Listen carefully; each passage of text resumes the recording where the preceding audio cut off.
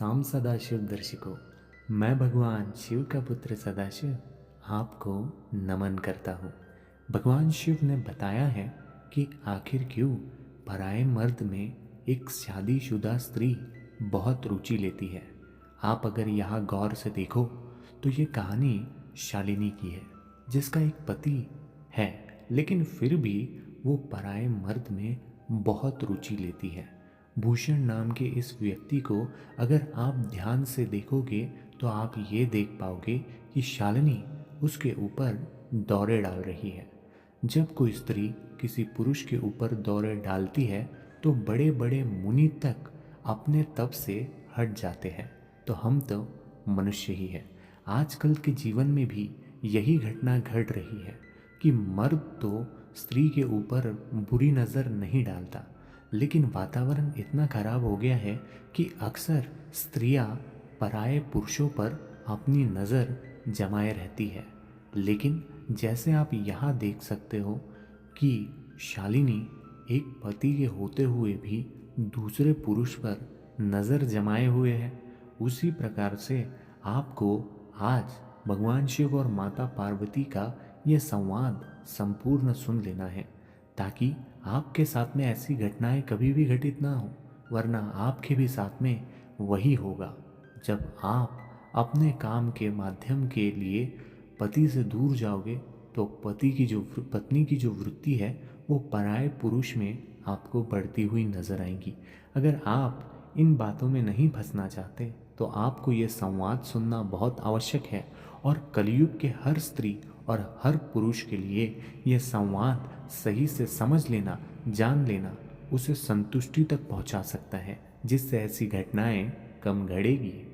तो कलयुग के हर व्यक्ति को ना ये संवाद एक बार पूरा श्रवण अवश्य करना चाहिए, क्योंकि ये महादेव और माता पार्वती के बीच में का वो संवाद है जहाँ महादेव ने बताया है कि स्त्री जो इतनी खराब नज़रों वाली बन जाएगी उनके लिए क्या उपाय किए जा सकते हैं और कैसे पुरुष अपने पत्नी के लिए उपायों को अपना सकता है।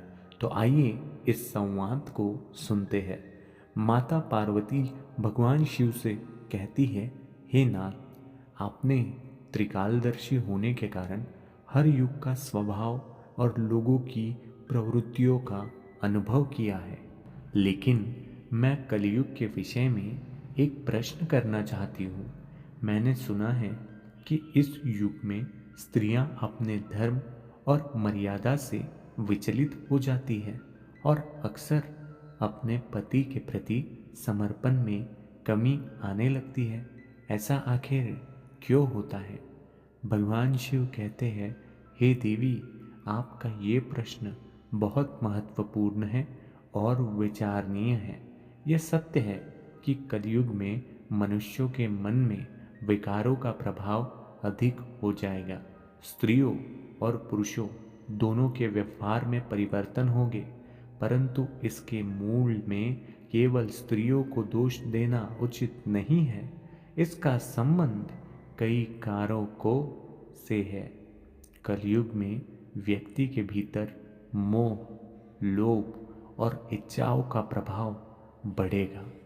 ये प्रभाव स्त्रियों और पुरुषों दोनों पर समान रूप से होगा, परंतु स्त्रियां समाज में प्रेम, सम्मान और सुरक्षा की प्रतीक होती है।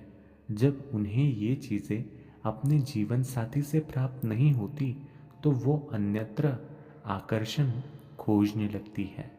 कलयुग की स्त्री की प्रवृत्ति का कारण पहला, संवादहीनता और भावनात्मक दूरी।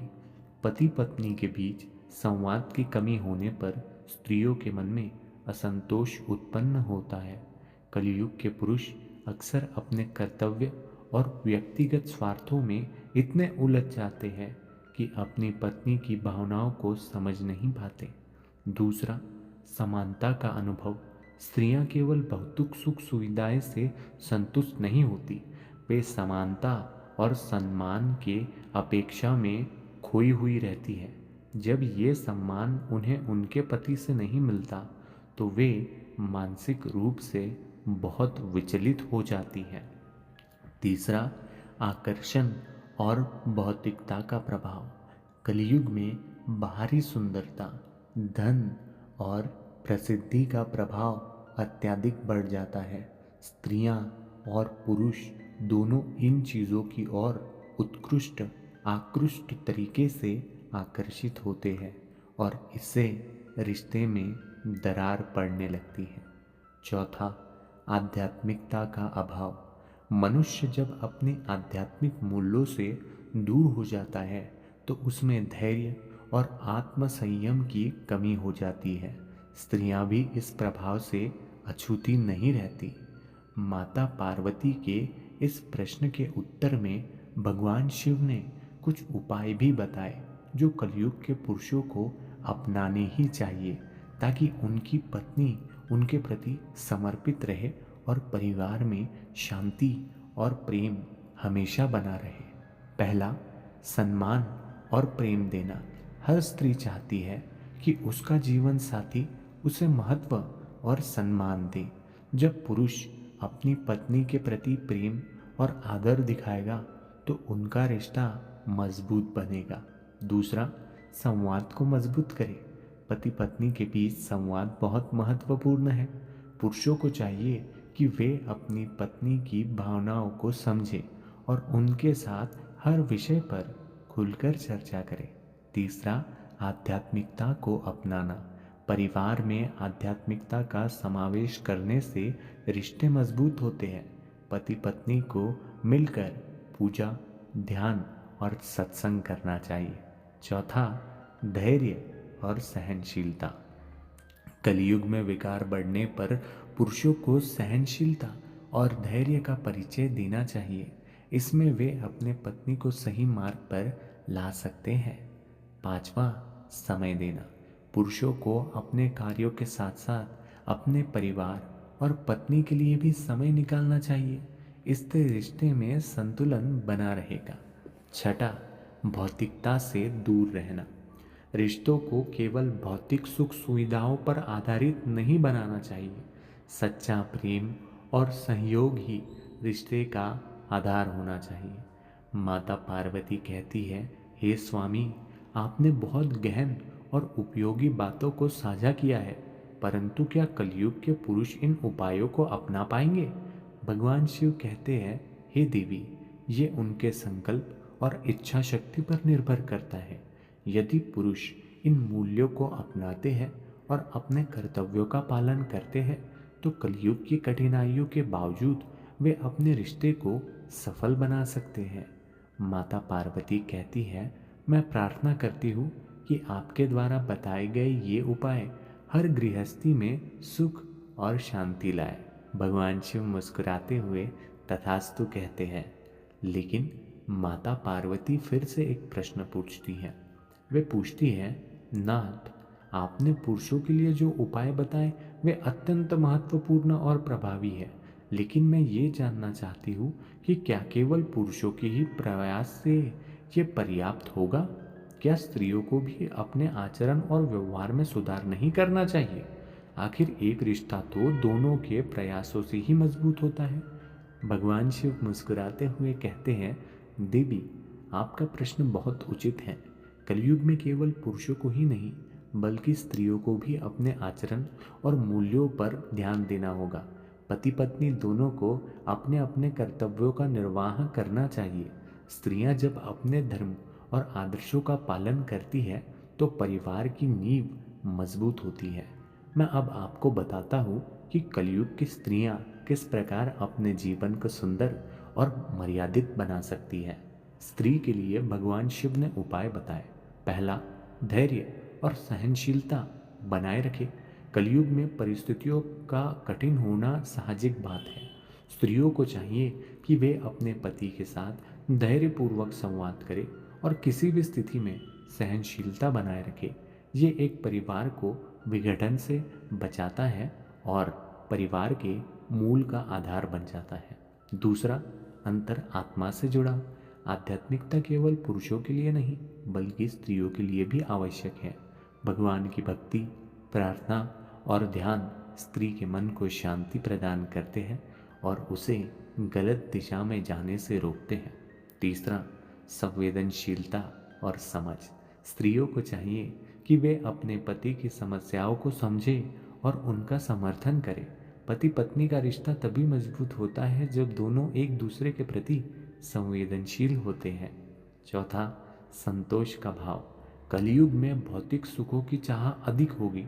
स्त्रियों को चाहिए कि वे संतोष का भाव अपनाएं और अपने परिवार में जो कुछ भी है उसमें सुख ढूंढे। असंतोष ही बाहरी आकर्षण का प्रमुख कारण है। पांचवा, संस्कारों का पालन। स्त्रियां परिवार की संस्कृति और मूल्य को आगे बढ़ाने वाली होती हैं। उन्हें अपने बच्चे और परिवार में अच्छे संस्कार डालने चाहिए। यह समाज को सुधारने का सबसे प्रभावी माध्यम है। माता पार्वती कहती है, नाथ आपने जो कहा वो स्पष्ट करता है कि परिवार और समाज की स्थिरता के लिए स्त्री और पुरुष दोनों को अपने कर्तव्यों का पालन करना ही होगा। लेकिन एक और बात मुझे चिंता में डालती है। कलयुग में मनुष्य का मन क्यों इतना जल्दी विचलित हो जाता है? भगवान शिव कहते हैं, देवी, ये प्रश्न मनुष्य की मानसिक स्थिति और उसके आसपास के वातावरण से जुड़ा है। कलयुग में 3 प्रमुख कारण हैं जो मन को विचलित करते हैं। पहला, काम और इच्छाओं का बढ़ा हुआ प्रभाव। इस युग में मनुष्य के भीतर कामनाओं और इच्छाओं का असाधारण प्रभाव होगा। जब मनुष्य इन पर नियंत्रण नहीं रखता तो वो अपने रिश्तों में असंतोष और तनाव लाता है। दूसरा, धर्म से दूरी। धर्म और आध्यात्मिकता से दूरी मन को कमज़ोर बनाती है। जब व्यक्ति भगवान से जुड़ाव नहीं रखता तो वो भौतिक सुखों की ओर आकर्षित हो जाता है। और ये सच है, आज हमारे ज़्यादातर लोग धर्म से जुड़े हुए नहीं हैं। कितने कम लोग ऐसे होंगे जो भगवान शिव के इस वाणी को सुन रहे होंगे, लेकिन फिर भी भगवान शिव के इस वाणी को ना लाइक करेंगे, ना हर हर महादेव लिखना ज़रूरी समझेंगे। तीसरा, संस्कारों में कमी। आधुनिकता के नाम पर संस्कार और परंपराएं भुला दी जाती है। इसका परिणाम ये होता है कि मनुष्य सही और गलत में कभी भेद नहीं कर पाता। मन को स्थिर रखने के उपाय। भगवान शिव कहते हैं, ध्यान और योग का अभ्यास। भगवान शिव ने ध्यान और योग का महत्व बताया। ये मन को स्थिर रखने और विकारों को दूर करने में सहायक है। दूसरा, भगवत भक्ति। भगवान का स्मरण मनुष्य को सही मार्ग पर ले जाता है। पुरुष और स्त्री दोनों को अपनी दिनचर्या में भगवान का नाम लेना अत्यंत आवश्यक है। तीसरा, सात्विक जीवन शैली। सात्विक आहार और जीवन शैली मन को शुद्ध और शांत बनाती है। चौथा, सत्संग का महत्व। सत्संग और अच्छे लोगों की संगति से मनुष्य का मन और व्यवहार दोनों सुधरते हैं। माता पार्वती कहती है, हे महादेव, आपने जो समाधान बताए वे निश्चित ही कलयुग में परिवार और समाज को सही दिशा देंगे। मैं प्रार्थना करती हूँ कि हर व्यक्ति आपके इन उपदेशों का पालन करे। भगवान शिव कहते हैं, हे देवी, यह तभी संभव है जब मनुष्य अपने अंदर एक दृढ़ संकल्प और अनुशासन विकसित करे। जीवन के हर क्षेत्र में समर्पण और संयोग का भाव रखने से ही कलयुग की कठिनाइयों पर विजय प्राप्त की जा सकती है। और इसी के साथ में ये संवाद यही समाप्त होता है। और आप जान गए होंगे कि आपके साथ में ये घटनाएं ना घटित हो, उसके लिए आपको क्या करना अति आवश्यक है। इसी के साथ में सांब सदाशिव अर्पण।